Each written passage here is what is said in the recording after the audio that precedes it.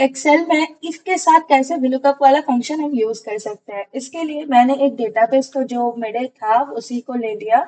उसमें मैंने एक यहाँ ड्रॉप डाउन लिस्ट क्रिएट करके रखी है जहाँ एम्प्लॉय आईडी का ड्रॉप डाउन लिस्ट है। और मेरा कंडीशन ये है कि ये एम्प्लॉय आईडी का टोटल सैलरी अगर 50,000 के ऊपर है तो वो मैनेजर है, अदरवाइज ही और she is a assistant manager. तो इसके लिए मुझे क्या करना है, इसके लिए मुझे ये करना है इफ के साथ VLOOKUP लगाना है। कैसे कर सकते हैं? VLOOKUP is a formula to fetch data from any table और if is something that is condition to fetch data in any table and release its value on the basis of the condition is what if VLOOKUP is used for। मतलब किसी के table से data को fetch करना एक condition के basis पे उसकी अलग सा एक वैल्यू बताना इज if VLOOKUP's जॉब। तो if VLOOKUP के हिसाब से हम ये कर सकते हैं। जैसे मेरा ये क्राइटेरिया है, अगर इस एम्प्लॉय आईडी का सैलरी 50,000 से ऊपर है तो टोटल टोटल जो अमाउंट ऑफ सैलरी है वो 50,000 के ऊपर है तो वो मैनेजर है, अदरवाइज वो असिस्टेंट मैनेजर है। तो इसके लिए हम कैसे कर सकते हैं? इक्वल्स टू इफ डालेंगे पहले, फिर टैब देंगे, लॉजिकल टेस्ट में हम लिखेंगे VLOOKUP, फिर टैब देंगे। लुकअप वैल्यू में जाएगा कि कौन से वैल्यू को देखकर मुझे डेटा फेच करना है, जो है मेरा एम्प्लॉय आईडी। तो इसको हम फिक्स करेंगे। फिक्स करने के बाद हम जाएंगे इसमें और इधर जाके हम टेबल एरे में पूरा टेबल को सिलेक्ट कर लेंगे। ऐसे पूरा टेबल को हम जब सिलेक्ट कर लिए उसके बाद लुकअप वैल्यू में मुझे ये सिलेक्ट करना है।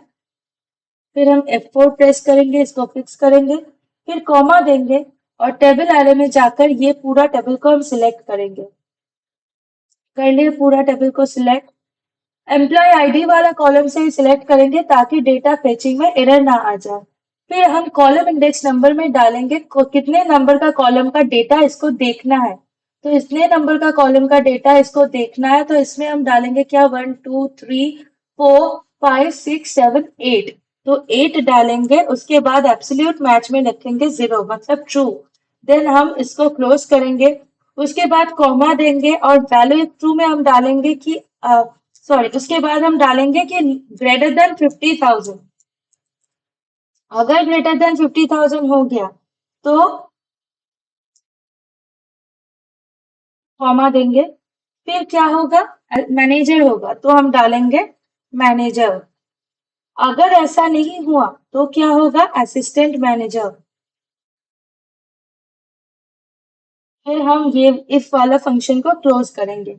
तो ये फॉर्मूला और सिंटैक्स का मतलब क्या है, हम इफ लगाए, उसके बाद इफ में ढूंढना क्या है, लॉजिकल टेस्ट में क्या है कि एम्प्लॉय का सैलरी 50,000 से ऊपर है या नहीं आईडी के हिसाब से। तो पहले मैंने आईडी सिलेक्ट कर लिया, लुकअप वैल्यू, फिर उसका सैलरी ढूंढ के निकालने के लिए हम क्या क्या पूरा टेबल को सिलेक्ट किया। टेबल एरे में कॉलम इंडेक्स नंबर में हम टोटल सैलरी वाला कॉलम को चूज किए 8। ट्रू मैच चाहिए मुझे, अप्रोक्सीमेट नहीं, तो इसीलिए हम लिखे 0। उसके बाद क्लोज करके कंडीशन कौन सा है कि 50,000 के ऊपर रहना चाहिए, that's why I have put greater than 50,000 in the logical test. उसके बाद अगर 50,000 से ऊपर होता है मतलब ये ट्रू आता है तो क्या चाहिए मुझे, मैनेजर चाहिए, इसीलिए हम डबल इन्वर्टेड कॉमा के अंदर मैनेजर लिख दिए।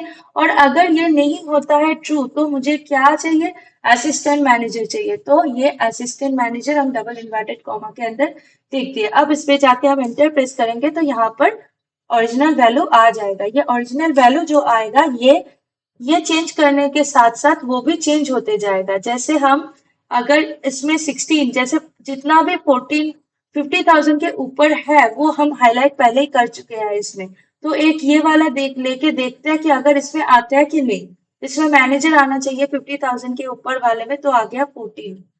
ठीक है, 14 में आ गया मैनेजर। अभी हम देखेंगे 17 में मैनेजर आते हैं, 16 में मैनेजर आते हैं या नहीं। 16 में आ रहा है असिस्टेंट मैनेजर एज 16 का सैलरी 50,000 से कम है। तो ऐसे हम कंडीशन बेसिस पे टेबल से डेटा फेच करने के लिए इफ VLOOKUP यूज कर सकते हैं।